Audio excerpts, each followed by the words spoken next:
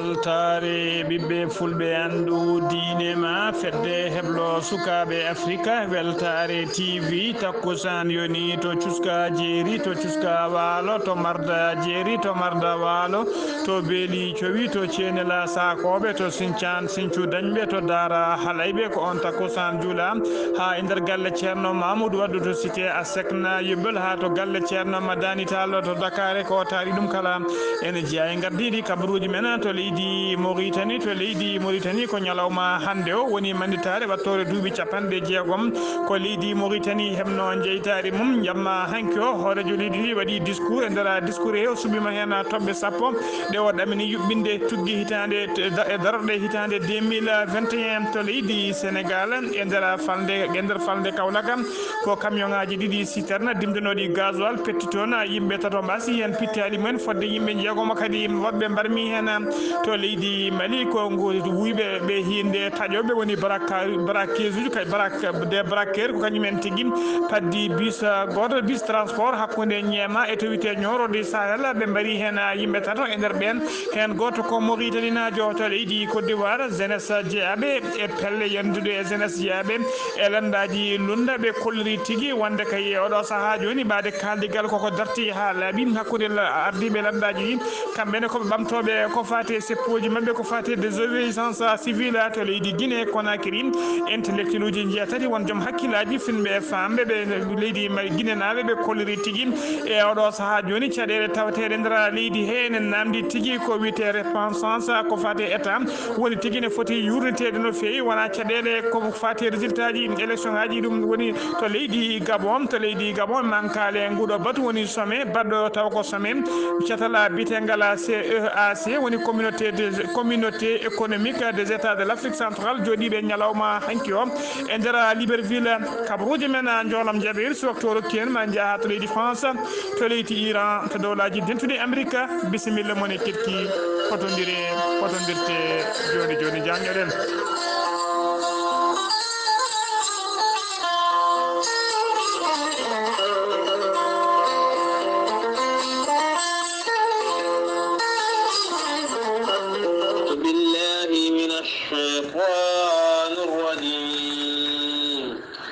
وبشر الصابرين الذين إذا أصابتهم مصيبة قالوا إنا لله وإنا إليه راجعون صدق الله العظيم باتاك جام غوندادو غورغولا آلية باتو بغوني كونيني مما دوتيدو تاقياتو بسرا باتو بامكو كمونما دوتيدو أمينتا بسرا باتو بامكو كمونما دوتيدو تشيرنو ساهيدو باتو كوت ديفوار كمونما دوتيدو تشيرنو فاديلو بسرا باتو بامكو كومينيوما دوتيدو تشيرنو عمر جالو تو Libreville Gabo ko mawnuma duttiɗo ɓe ndendi kamɓe kala aɓe ngullo dendagal bandiraɓe julɓe kala Mali Sénégal Mauritanie Gabo ha to Mozambique kala aɓe ngullo dendagal bandiraɓe dejinaɓe ñorankoɓe kono kadi hafen ma jombuko masina fuutaji ɗi kala aɓe ngullo dendagal bandiraɓe kala jaltugola aduna ɓiɓe hen banggue miñiɓe hen banggue mawniɓe hen banggue taw ko biyetinoɗo ceerno Mouhamadoula Kamilo Bousra Ba yalti aduna ñande alhamisa jawtuɗo hen o wira ñande aljumande toon to Bamako yalti aduna duuɓi capanɗe nayyi e jeegom weltare ɓiɓɓe fulɓe andu diine maɗa fedde heblo sukaɓe Afrique e gardugol ceerno Habous Diallo ene nelda duwaw dendagal ɓesguma ko kala nde jomiraɗo yurmotomo yafomo nannamo aljanna kanko e dendagal mayɓe julɓe kala yettinɗo hen battaki o ko goto e mawniraɓe makko biyeteɗo ceerno Oumar Diallo taweteɗo to Libreville Gabo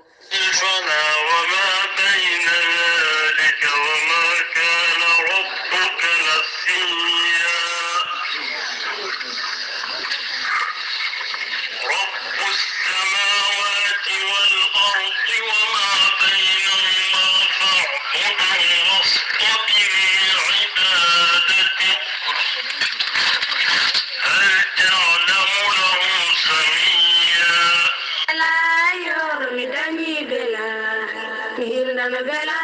yor mi japtay bella.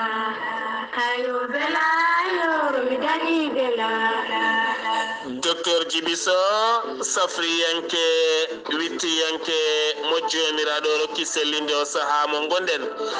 docteur Djibiso wittiyanke yoga e ñabbuji comotoɗe nder ɓalli ha yetto ƴiƴam ko ɗum jeeyi sababu docteur Djibiso ene ɓuura ɓattitade yimɓeɓe kala saaha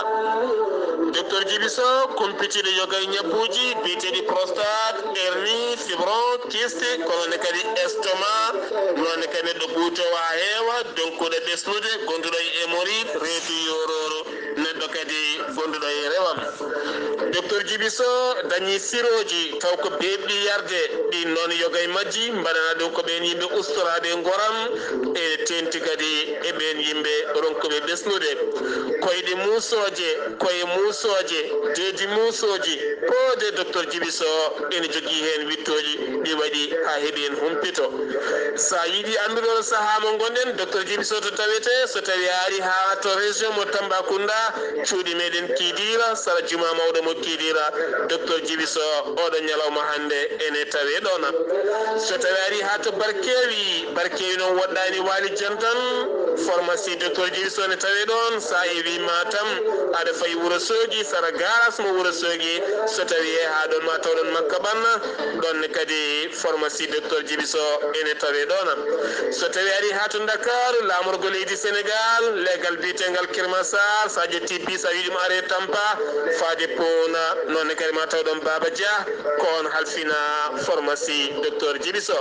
sa yiiɗi hebde hen ko laaɓi mbatta ko 77 924 16 81 walla mbaɗa 77 244 92 81 walla mbaɗa 78 353 28 92 walla mbaɗa 70 numéro makko leydi Mali on woni WhatsApp makko 00223 70 85 72 47 walla mbaɗa 77 341 96 51 mbadden dando faade docteur Djibiso ne wiya onon murtinnaɗe cabboɗemo ɗo e balɗe seeɗa ma on jiimo toon to Mauritania kettode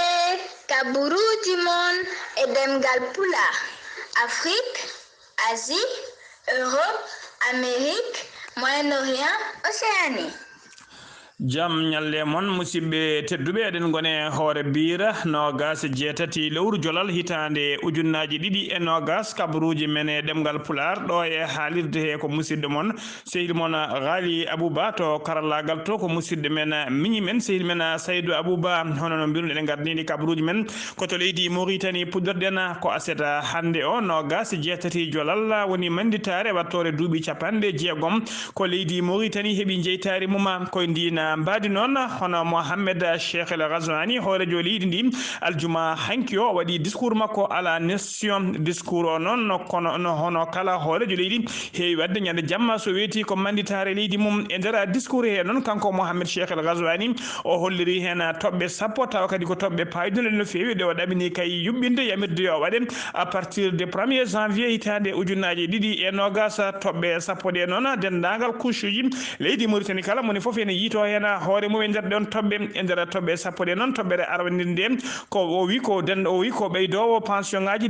pension de base dendagal retraité ji kala wonɓe nder leydi Mauritanie pension men koko ɓeydete hen kene qime ha 100% woni tigui kala joɓetenoɗo temedere ma wattu yoɓede temedde ɗiɗi ɗum noon ko à partir de 1er janvier hitande ujunnaji ɗiɗi e nogas toɓɓere ɗiɗi ɓerde noon o holliri tigui ma o ɓeydu kadi ko ma o ɓeydu kadi ko waɗa ha wona double woni ha wona o sowa dendagal pension ngaji rewɓe taw ko mayirnoɓe worɓe mon woni wiyeteɓe les veuves tawa kadi worɓe mumen ko wonnoɓe retraité ji ma wat kadi ko wiyete prestation ko fate assurance mumen maladie toɓɓere tataɓiri noon ko retraité ji kala ma mbattu yoɓede kala lewru mbattu yoɓede woni tigui mensuel mbattu yoɓede taw wona lebbi tati e nder lewru kala jomum watta hebde ko haalisalla muɗum toɓɓere nayaɓiri noon ko dendagal directeur uji école aji ɗi fondamental e école aji collége e lycée fof woni secondaire dendagal ɗina lycée ji ɗina directeur uji kala ma mbattu hebde ko wiyete allocation de décret tawa kadi ko lebbi sappo e ɗiɗi wona lebbi jeenayi sabu adan ko lebbi jeena tan ɓe keɓatno kadi adan ko directeur uji école aji secondaire tan keɓatno fondamental keɓatano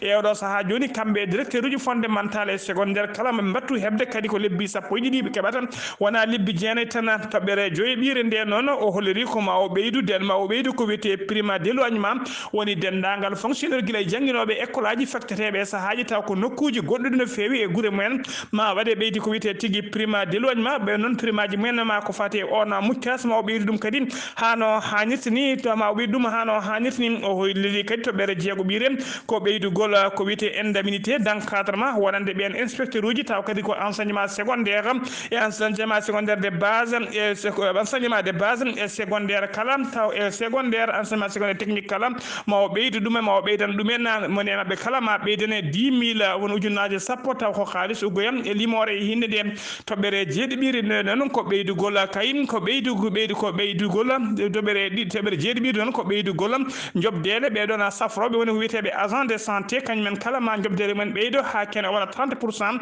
woni e nder temedere kala ma capantati ɓeydi hen kamɓe kala noon kadi maɓe battu hebde ko wiyete prime de risque wonde kay dendagal mabɓe heeɓo safroɓe rafiji kulɓiniɗi no fewi rafiji daaɓoji walla kulɓiniɗi ma battu hebde kadi prime aji de risque tawa alda e faltoro ɓeydugol kadi toɓɓere jeeteɓiri noon holi tigui mo ɓeydugol 50% woni 50% prise en charge ɓernde cellani taw kadi ko wonduɓe rafiji biteɗi insuffisance rénal woni wonduɓe rafiji ɓooƴe e kala saaha fotɓe wadde ko wiyete dialyse aji ɓen kadi ko prime ko fati kay e prise en charge mumen e oɗo saaha joni ma ɓeyde ha 50% o holliri kadi o ma ɓeyde fodde 50% o holliri kadi wonde o yimɓe wonduɓe kadi wonduɓe yimɓe kadi taw ko ngakkaɓe terɗe woni ko wiyete handicapé kañumen e koyemen ma battu virenede mone mabɓe kala lewru ma wattu hebde 15 ujunere taw ko haalisa limore hinde nden dendagal handicapé ji ɗi kala kadi ma battu hebde kanam woni mbaɗe wiyete assurance maladie ɗum ko toɓɓere jeeneɓire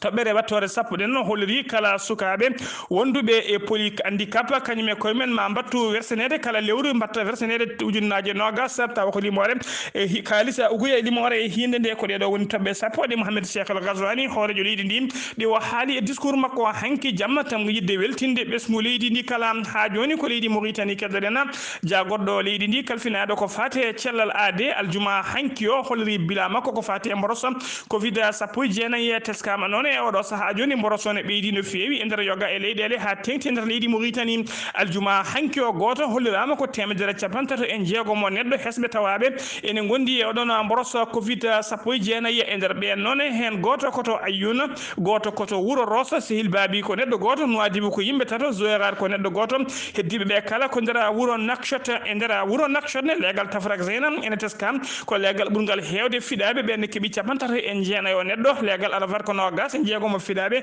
Tayyaret ko 15 Toujinina ko 15 Lixar ko 13 neɗɗo Darnaima ko yimɓe jeeɗiɗo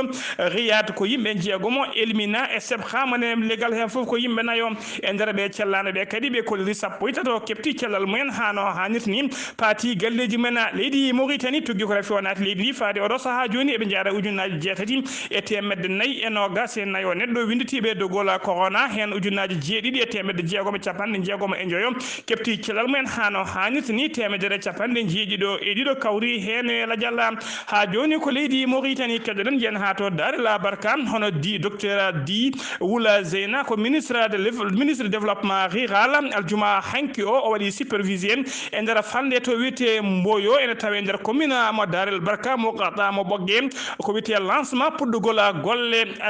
golle ndema taw ko ndema wiyete ka maraîchère woni tigui remde ko fati liggemaji ɗum noon tawa kadi ko campagne hitande 2020-2021 yidde laamu ngu noon e oɗo saaha joni ko ɗoftude e sembinde dendagal remoɓe ha tengti e remoɓe liggemaji no leydi ndi kay yaltiri ha laawi e caɗele ko fati e liggemaji saabu kay yidde mabɓe kay ko yo leydi ndi nattu yowitade tan e liggemaji ummotoɗi caggal leydi saabu kay e balɗe ñanden e saaha kay nde Sahrawi hebduno caɗele e leydi Maroc haaɓe uddi keerol lawol toji ndewannoɗi yaade leydi ndi to modiɗi Maroc yaade leydi Mauritanie ndewanno ɗum noon addi caɗele ngakkede mawne feewi ko faate liggimaaji e ndera leydi heen o holliri noon e oɗo sahaa joni yidde laamu ngu ko ɗoftude ɓen remooɓe tawa kadi haa tinke remooɓe liggimaaji nde mbawata ɗofteede haa mbawa jogaade leydi ndi hano hannirta ni o waɗi noon o rokkiri noon ñalawma hanki o ndera cérémonie o rokkiri toon matériel kewɗo ko faate matériel ndema wonande kay ɗiɗon ko wayno ko matériel ndema ko wayno ɓeɗon remoɓe ko wayno kayen guila e grillage uji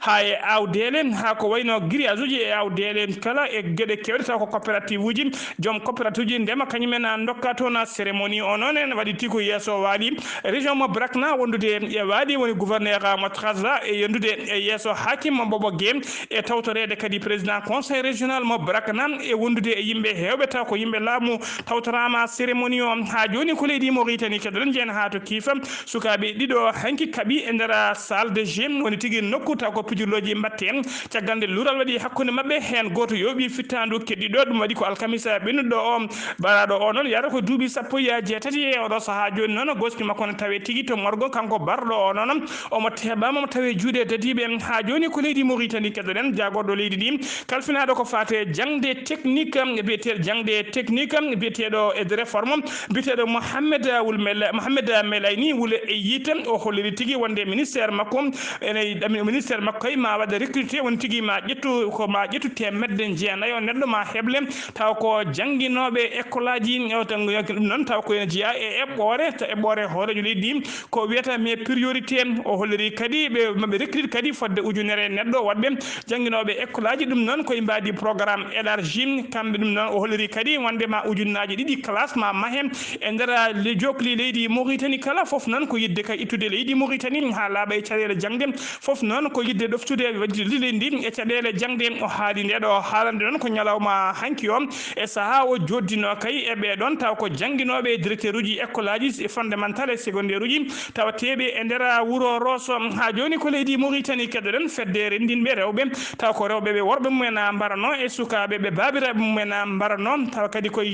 kitale 1989 90 e saaha kay laamu Mawya Sidi Ahmed Wultaya ɓen noon taw kadi ko warnoɓe ñande nogas ɓe mbarnoɓe noon ɓen warnoɓe ñande jamma nogas e jeeɗiɗi ene wiyata nogas jeetati lewru novembre 1990 on jamma noon laamu leydi Mauritanie e gardugol Mawya Sidi Ahmed Wultaya ɓe cuɓinoma o hasard nogas e jeetato dadiɓe taw foof ko ɓaleɓe ɓen noon mbara yidde mawnide manditare wattornore duuɓi capanɗe tati ko leydi Mauritanie hemno jeytari mum ko on jamma noon feññini tigui fate gañam tumagu e leñam leñmagu e nder la leydi Mauritanie ɗum noon ko wonno tigui ko génocide ɓurɗo mawnude mo leydi Mauritanie meeɗani hebde guila on jamma noon nogas e jeetati 1960 1930 guila on jamma 29 novembre 1990 ha yetti oɗo saaha joni kala on ñalawma nde arti kay so tawi ko ñalawma belamma foti wonande leydi Mauritanie ɓen ɓe jinnaɓe mumen eɓe worɓe mumen eɓe ɓesguji mumen mbarno kay e yoga e ɓesgu Mauritanaɓe ɓaleɓe ko sunare mawde wonanta ɗumen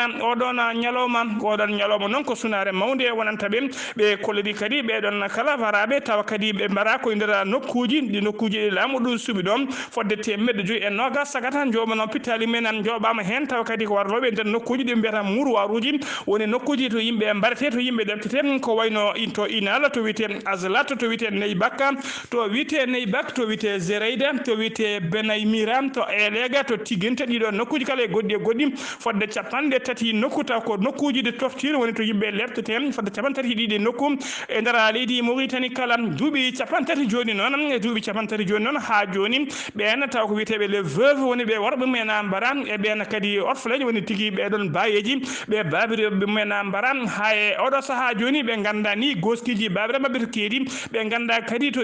añeji mumen keedi ɗum noon ko sonare mawde ne feewi wonani ɓe e oɗo saaha joni noon kamɓe kala noon e oɗo saaha joni ɓe daari tigui darde mabɓe kay ko ala koɓe jiiɗi sowona yo justice waɗe ko famdi kala yoɓe kolle hayso ko añeje jinnaɓe mabɓe to mbawi walla worɓe mabɓe to mbawi hedde haaɓe mbawa wadde dey mabɓe hano hannirta ni ɓeɗon noon tewno gas jeetato noon mbiɗen no ñande jamma no gas jeeɗiɗi ene wiyata no gas jeetati novembre 1990 mbiɗen laamu ngu suɓinoma no gas jeetato saggata o hasard ɓe cuuɓi ɓen noon ɓe kaaɓi ɓoggi e daari men ɓe jooɓi pittali men gam mawninde oɗon jamma ɓen no gas jeetato jiyata non ko beedo premier classe hono no beedo non kambe non beedo non beedo fedde non taw kadi ko fedde namdiide kayinde justice wadete kayim beedo no fedde rendinde beedo be jinnabe men mbara e be worbe men mbara non be namdi kay tobbe tati be namdi o do sa joni ko addi kala be namdi abrogation de la loi d'amnistie 1993 tabere didi berne non be jidi tigi yo enquête uddite hala uddike jaajo yo uddite mbele kayim ene ande tigi holko kewno tobere tatabire den non ko dendangal be juudi men tawa ene moddi didon wargoji kanyumen kala nde ndewne nyaawete ndewne e lawol e be eri kadi dendangal kambe fedde nde wiitende covid sim woni tigi covid sim woni collectif des orphelins des victimes civiles et militaires be ndien fedde non be mbadi erango faade dendangal jayndi yankobe jeyabe ndar leydi he jeyabe caggalidi ko woni presse nationale et international kala ne mbawata tawtorede nyalawma hande o seppo mabbe jam yami mobundiral mabbe seppo mabbe jam yami bo mobe damini yubude nyalawma hande o to Carrefour Madrid sanga 9h dogol non no gas jetato sagata waranobe nyalade no gas jamma no gas jeedidi ne weta no gas jetati novembre 1990 to inal ko beedo mbarno go ko Sefa Diallo Abdoulaye Demba didi ko bitedo adjudant chef Abdoulaye Diko didi 3 ko première classe Samba Oumar Ndiaye première classe Samba Oumar Ndiaye et première classe Ibrahima Demba Diallo première classe Mamadou Hamadi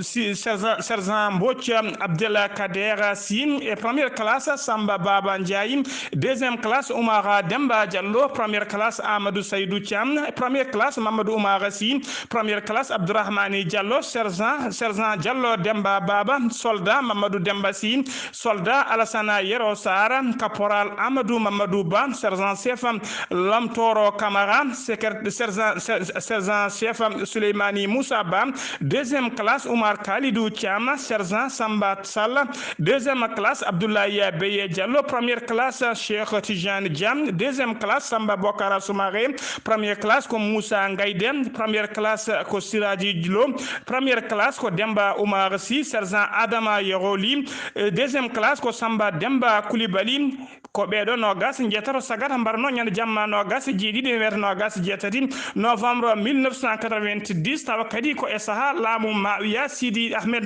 Wultaya eden nilda duwawuji men tande Allah yurmotobe ya fobe kambe dendangal maybe julbe kalamde Allah wadata barke kadi dendangal e besnguuji mabbe Allahumma amina ha joni kabruji men demgal pulara seno mima to leydi Mauritanie ko to leydi Senegal paden Abdoulaye Diouf Sarr ko jagodo leydi Senegal kalfinado ko fate celalaade kanko e gollidibe makko be mbadino be kewade kala subaka so hujunde besngu andinde dumen bilan ko fati e covid 19 to yarata ne taska non e odo sahandir leydi Senegal corona woni beedino fewi sabu kaybe kolleri e der waktuji no gas na ya cekriidi di e der leydi Senegal hollirama tigi taska am der waktuji no gas na bennudi capande nayi e jeego mo neddo kanyumen tigi tawa ko fidabe rafi covid 19 dum non ne bitete bangi pourcentage ene qime ha 4,38% dum nan ko cagande ujunere capande joy neddo kolkisa ndera ben non capande nayi e jeego mo tawa ben gondi rafi coronavirus hen sappo joy ko contact civil capantati e go heddibe kala ko ka communautaire e derbe cellane be kadi hen sappo tato kepti celal mumen hano hanit ni parti galleji men yimbe jeego men tampi sanne ma ballite to bangi fofango hay goto non ala mo rafi o yobi tugi hanki faade o do sa joni tuggi ko rafi onati leydi Senegal faade odo saha joni be jaare ujunere temed be jaare sappo jeegom ujunere no gas jeedi do neddo winditibe dogola corona hen sappo jo ujunere temed jo capande jetoro e dido kapti cellal men hano hanit ni hen temetere capantaro dido kawrino ela jalla temedere sappo dido e odo saha joni na keddi e juude safrobe ha joni ko leydi Senegal kedrena modulo ko mbiri cippitedo dowluno fewi ndar leydi Senegal aljuma hanki o saha huccindirno e jani yankobe leydi ni o wadi erango faade sagatabe lesmu Senegal labe e kala saha yunotobe kay yidbe dannade danne suud ari mbasa pittali men e ndara maaje kade o holliri non o wadi erango non de ben sagatabe mo andi kay wonde yidde nawde dumen ciagal edi ko ngam kay yidde falade basal e riwtude basal nder cuuri galleji men galleji babirabe men kono o holliri so tawi kay dannungal wonti kay faydede walla tigi kom fandede hakkude mum e wartade dum natti jarde hay hunde omo wada erango non omo andin non wonde dina responsabilité ko partager wonde ne waɗi bangeji fof to bange laamu to bange jinnaɓe kala o waɗi erango noon ha tengti to bange jinnaɓe omo waɗi erango faade jinnaɓe ɓeɗon jinnaɓe taw kadi koɓe sukaɓe mumen ɗannaki ɓe sukaɓe mumen gollaki woni wonɓe chômage nde tinnoto mbasa kala saaha ɓawlinde jeese e yennude e ɓiije e ŋomde ɓeɗon ɓe ɗannaki ɓe gollaki ɗum noon addana yimɓe saaha kadi fiide e maaje kaɗɗe gam yidde ɗannade riwtude basalla ha joni kabaruji men e ɗemgal pular to leydi Sénégal accident kulɓiniɗo aljuma hanki o waɗi e dow lawol bitengol route nationale numéro 1 tonno ka hono e nder département mo Kaolack ko camion goto dimdunoɗo camion citerne dimdunoɗo essence ene fayi to leydi Sénégal ko on tigui felɓodirno e camion goto mo hinde 4x4 camion mo hinde 4x4 noon caggal nde felɓodiri noon ko ɗon tigui camion citerne goɗɗo nelda toon beela kay wawde siggade oɗon carburant gonnoɗo e camion baɗɗo accident koye gan sanga noon koye saaha moɓe tiggoto on carburant ko ɗon tigui citerne aji ɗiɗi kala petti fettande mawni no fewi wonti cuumu e nder cuumu ngo noon hollirama tigui yimɓe tato mbasi hen pittali men yimɓe jeegomo woɗɓe mbarmi hen barmande musde no fewi mbarmi hen barmande musde no fewi kamɓe tato mayɓe kala hollirama ko malinaɓe koto Diourbel paaɗen Alioune Gueye ɓurɗo lollidde Ablaye Ndiaye o yarano ko duuɓi capanɗe jeegom oɗo ko noon ko cokonoɗo e nder kaso taw ko toɓe mbiyata maison d'arrêt correctionnel mo Diourbel o fonno o nanguirno noon koko wiyete trafic de drogue e saaha o nanga noon tawna mo jogui kiloji ɗiɗi drogue mo hinde chanvre indien koye ɗeɗo balɗe fonno tigui wonde ñawore makko aljuma hanki o noon Allah e bawɗe mum o waɗi ko wiyete crise cardiaque e nder cellule makko to kaso to soga toon ko ɗon o wasi fittanu makko koto Touba paaɗen neɗɗo goto taw kadi ko agent d'état woni gollotoɗo e ligguey laamu ko on tigui teɓan o teɓira noon ko wadde violé debbo goto mo sellani gonduɗo e rafi hakkille kanko noon ko desɗo mo serno joom suudu makko mo jogui sukaɓe nayo o ƴetti noon ko debbo goto gonduɗo e rafi hakkille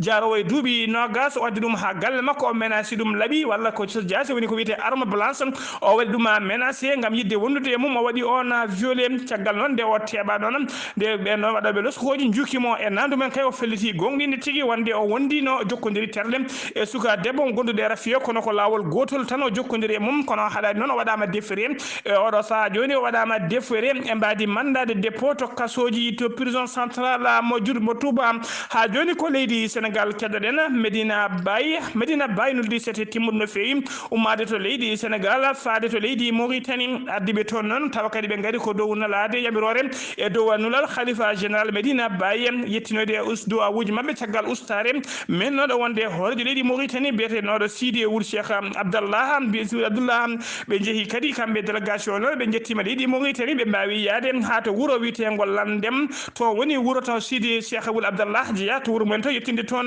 duwawuji ardi délégation noon ko joguiɗo konngol khalifa général biyete Cheikh Mouhamadou Mahi Alioune Cissé ko kañum ardi oɗon sete siftinde on noon Sidi Ould Abdallah addino leydi Mauritanie ko ñande 19 lewru avril hitande ujunnaji ɗiɗi e jeeɗiɗi ha ñande jeegom lewru août hitande ujunnaji ɗiɗi e jeesati ko nden dadiɓe ɓe e gardugol hono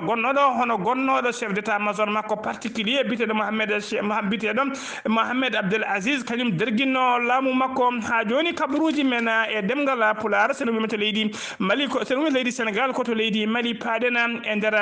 nder mayirɗe nduɗo lewru jolal gonɗen ɗum e mayirɗe walla mbiyen e nder balɗe sappo e joyyi cakkitiɗe ɗe fedde wiyete hen catala dadiɓe witeɓe SGCP woni sous groupement de commandement parasitisme tawi kadi ko catal jeeyaɓe e fedde hinde dadiɓe Barkhane woni tigui dadiɓe leydi France tateɓe nder leydi Mali ɓe kan wondude e dadiɓe ɓe leydi Mali ɓe hinde fama ɓe mbaɗi opération mabɓe pattamde miijo gam yidde riddude ɓe haɓade ɗeɗon pelle ceɓɓetiɗe ɓe mbaɗi opération mabɓe noon ko nder falde to fande bulli kesi ɓe kolliri noon ɓe mbawi yoɓade pittali wat boniɓe hewɓe ɓe joɓima pittali men ɓe bonniniɓe kadi matériel kewɗo ɓe kolliri ñande 17 lewru novembre hitande ujunnaji ɗiɗi e nogas gonen ɗum ɓe jiiti wat boniɓe hewɓe ne jooli e motoji men ene jiiɗi tufade bomboje pettoje e laabi mabɓe ɓe mbawi rose ɓena kuure e condi ɓe joɓima pittali wat boniɓe hewɓe ñande nogas lewru novembre gonen ɗu kadi e nder nden falde to bulli kesi kadi toon kadi ɓe mbawi fottude e fedde wonde taw ko fedde joguitiɓe jeeyaɓe fedde witende GAT woni groupe terroriste armé ɓe mbarni ɗumen kadi ɓe taw ko avion ngaji dadiɓe ɓe hinde Barkhane avion ngaji mabɓe biteɗo Atlantique 2 wondude hélicoptère uji mabɓe militaire jori e ɓen pettoje e bomboje ɓe mbawi yoɓade kadi pittali wat boniɓe kewɓe ɓe moni ɗumen kadi matériel kewɗo ha joni ko leydi Mali keddoɗen e dow lawol bitegol Jeema hakkude dow lawol tuggi ummade Jeema fayto wiyete ñoxodi Sahel ko braquage woni tigi taƴoɓe kañumen paddi bis goto bis de transport ɓe paddi ɗumen sanga 23h jamma woni 11h jamma ko bis jollunoɗo passager ji kewɗi no fewi e dow taw kewɗi no fewi e dow lawol taw kadi ko lawol dow lawol e dow lawol bis o noon ummino tigi koto wiyete jeema o yaɓanno ko o yaranno ko hakkude nokku to wiyete buggu deren e to wiyete jogomani ko nder on nokku ɓe mbawi falade on bis waɗi yimɓe tata mbasi hen pittali men e nder ɓen tata wasde hen pittali men hen goto ko Mauritanie najo waɗi kadi yimɓe hewɓe wodɓe mbarmi hen ha joni kabaruji men e ɗemgal Pulaar jagoɗo jokkodiral moƴƴal en teska tigui jokkodiral moƴƴal nen tigui hakkude leydi Mali e royaume Maroc jokkodiral ngal noon taw koto banggue laamu ngu to banggue diplomatie kala ha to banggue jangde saabu hollirama hitande hikka nde laamu royaume mo leydi Maroc ɓe dokki fodde temedde ɗiɗi bourse wonande kay janggoɓe étudiant ji leydi Mali faade kay to leydi Maroc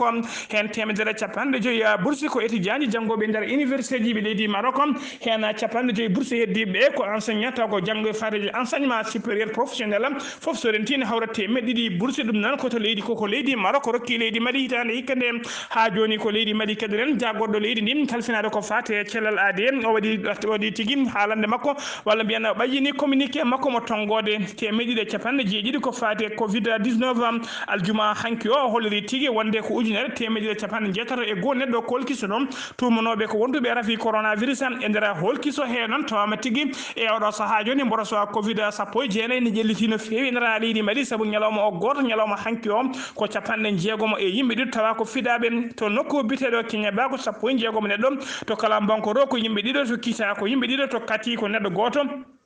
Kuccala ko neɗɗo goto heddiɓe kala koto Bamako ne commune 1 ko yimɓe jeeɗiɗo commune 2 ko yimɓe ɗiɗo commune 3 ko yimɓe ɗiɗo commune 4 ko yimɓe jeenayo commune district commune 5 ko yimɓe jeegomo commune 6 ko 14 neɗɗo ko leydi kadi e nder ɓe cellano ɓe hen 14 kefti cellal mumen hano hannirta ni paati galleji mumen neɗɗo goto kadi hawri hen e ladial e oɗo saaha joni noon tugui ko rafi o naati leydi Mali faade oɗo saaha joni eɓe jaara ujunnaje 4 e temedde 5 capanɗe jeegomo e jeeɗiɗo winditiɓe doggol corona hen ujunnaje 3 capanɗe jeenayo e goho kefti cellal mumen hano hannirta ni capanɗe jeenayo e tato kawri hen e ladial e oɗo saaha kadi leydi Mali ne jogui ujunere temedde 5 e nogas nogas jeenayo neɗɗo tumaɓe ya taw gondani e mboros covid-19 ɓenne kadi nana joña e mbadi quarantaine ene paadi holkiso mumen ha joni kabaruji men e ɗemgal Pulaar sen ummima to leydi Mali koto leydi Côte d'Ivoire paɗen kene wona joni jonti ɗi Alassane Dramane Ouattara hoorejo leydi ndi o joddinoma e mawɗo lundiyankoɓe hono Henri Konan Bédié gardiɗo landa witega PDCI jonde mabɓe noon ko jonde wotere wonno kono pamodiral heɓano ka hakkude mabɓe guila nden noon faade oɗo saaha joni kaldigal hakkude mabɓe woni négociation woni tigui koye point mort ɓaade noon koye point mort woni sagataɓe sigurin jeunesse jeeyaɓe pelle wondude e landaji lundaɓe kolori tigui ɓaade ha joni kaldigal ko point mort kamɓene ɓe eɓe mbatta jippade boliguel aljuma hanki o hollirde kay ko wadi fati kay e mot d'ordre mabɓe ko wiyete désobéissance civile salade kay laamu oɗon biteɗo Alassane Dramane Ouattara koto Guinée Conakry paɗen intellectuel uji jeetato taw kadi ko sagataɓe jeeyaɓe nder leydi Guinée Conakry jeetato ɓe kala ko sagataɓe hay goto mabɓe heɓani duuɓi 40 kamɓe kala noon ɓe kawri tigui e oɗo saaha joni ɓe mbaɗi haalande mabɓe e nder Jeune Afrique ɓe kolliri tigui wonde caɗele leydi Guinée wondi e oɗo saaha joni wona caɗele sumgoji ɓe kolliri tigui leydi Guinée état leydi Guinée foti tigui waɗede ko wiyete répensé e nder leydi hen woni tigui leydi ndi foti ko yurnetede no moƴƴi institution ngaji ɗi pewnite ha moƴƴa caɗele hakkillaji yimɓeɓe kadi mbawa safrede ko ɗum tan wawi safrude leydi ndi e oɗo saaha joni ɓe erima yimɓeɓe foof noon e kaldigal ɓeɗon noon ko ɓen jeetata noon en tawe nder mabɓe hen goto ko écrivain woni tigui windi yanke defte biteɗo Ceerno Monem Bo keddiɗo ko philosophe wiyete ko Amadou Sadio Barry ene waɗi goto bite ko avocat on ko Halimata Camara kamɓe kala noon ɓe kawri tigui wonde caɗele leydi Guinée nde wona tan subgoji ɗi caabi ɗum leydi ndi ene foti tigui wattede ko wiyete ene foti waɗede ko wiyete ko ene foti leydi ndi ene foti waɗede ko wiyete répensé ha joni kabaruji men e ɗemgal Pulaar koto leydi Gabon paɗen to Libreville Gabon toon noon ko jonde jooɗi toon taw kadi ko jonde ngal ɗoccatala bitegal CEAC woni tigui leydi woni communauté économique des états de l'Afrique centrale e nder nden fedde noon ko 11 leydi ndendi ɗum e nder ɓen ardiɓe 11 leydi hen hooreɓe jeegomo tawtorama nguɗon batu Libreville Gabon caggal kayde Ali Bongo bismiɓe toon ɓeɗon noon ko ɓeɗo woni Idrissa Déby etnomo leydi Tchad wondude Denis Sassou Nguesso Faso mo Congo Brazzaville Joao Lourenço mo leydi Angola Faustin Tawdera mo leydi Centrafrique Evariste Ndayishimiye on ko mo leydi Burundi ko ɓeɗon joddi Ali Bongo Batu mabɓe noon ko yidde ƴettude peeje kay hono mbawata ƴelliti oɗon sous région taw kadi ne jeeya e sous région ngaji e nder windere ɓurɗo heewde ngaalu no fewi to banggue matiére premiére kono kadi teska ko sous région ɓurɗo yatirde caggal ɓurɗo famnude ko ƴelliti e oɗo saaha joni e nder windere he kala kabaruji men joolam jaɓeɗi koto leydi France puɗɗotoɗen Emmanuel Macron horejo leydi France caggal nde o yeeɓi vidéo cariɗo e oɗo saaha joni nder réseaux sociaux ji hollidde kay wonde policier ji tati ne jiimi e ɓalejo biyeteɗo Michel eɓe piyamo piggal muskan no fewi eɓe ƴettomo ɓe mbiyamo sal nègre tawa ɓe kolliri hen ñamtumago e gañamtumago kanko Emmanuel Macron horejo leydi ndi o holliri hen mette makko no fewi o waɗi eranko kadi nde ɗeɗo gueɗe baɗini dokkoto ha laaɓa e nder leydi he kala o wi noon o holliri ɗum ɗo ko gueɗe kersiniɗe wonande leydi France koto leydi Iran paden aljuma hanki o nogas jeeɗiɗi lewru jolal hitande ujunnaje ɗiɗi e nogas ko tana musto waɗi e nder leydi Iran ko goto e anduɓe mabɓe wittiyanke mabɓe scientifique taw kadi ko jarude to banggue nucléaire ko kañum fittade mum yoɓa e nder Téhéran to banggue worgol to banggue rewo Téhéran lamorgo leydi ndi biyeteneɗo Mohsen Fakhrizadeh noon ko oto makko tigui oto mo jolluno ko oto pick-up ari ha yesso oto makko fetti gonɗo dimdinoɗo pettoje e bommoje fetti yesso oto makko caggal ɗum ko sagataɓe jiimi e makko e nder oto makko dose makko kuure e condi ko ɗon wasi fittande makko honno Mohamed Zahav Zarif ko chef diplomatie leydi Iran o joofi fiɗeni ko leydi Israël kono noon kadi hono oɗon biyeteɗo Hassan Rouhani horejo leydi ndi on e hoore mum joofi fiɗeni ko leydi Israël holliri tigui leydi Israël kañum woni mercenaire ko kañumen mbaɗi ɗeɗo gueɗe tawa kadi ko yamirore dowlaci tentuɗi Amérique ko noon kadi hono Ali Khamenei ko gardiɗo diine e nder leydi Iran on e hoore mum holliri hen mette mum no fewi kamɓe kala ɓe gondi koɓe waɗoɓe joftigo kadi ɗeɗo gueɗe yo badɗo ɗeɗo gueɗe no wata rewtinirde lawol koto dowlaci tentuɗi Amérique paden cour d'appel mo Pennsylvanie salima ha yori wonande kay avocat ji Donald Trump noddunoɓe kay waɗnoɓe ɗabbade ko fati kay yo salade ko ɗabbade ko fati kay yo justice o sala ko fati Victoire Zobaiden e nder on état biteɗo Pennsylvanie noon ko état kele tawteɗe nder dowlaji tentuɗi Amérique ɗum ɗon kadi ko mojjobere wonande oɗon biteɗo Donald Trump ha joni ko Donald tentuɗi Amérique keddoɗen Los Angeles ko état mawɗo tawteɗe nder dowlaji tentuɗi Amérique ne teska tigui oɗo saaha joni mboros Covid-19 o ene ƴelliti toon no fewi ko ɗum saabi noon ɓe pelliti uddude état o holliti kay wonde ɗo e jonte tati paade dendagal ko wiyete moɓodiri woni tigui batuji walla moɓodiri ko wona privé walla public kala ɗo e jonte tati koko haɗa e nder oɗon état biteɗo Los Angeles musidɓe tedduɓe gasi ha laaɓi ɗum ɗo wonno komin tonga noon kabaruji men e demgal pulaar ɗo e haalirde ko musidɗo moon sehil moon Ghali Abouba to karallagal to ko musidɗo men sehil men Seydi Abouba kettimalaki jaam ɗo jaam Allah jogomo jogo on ñalawma janggo ma en ketto bani men debbo laaɓtuɗo golle no fewi biteɗo Bano Sarr kettimalaki jaam yo jaam Allah jogom jogo on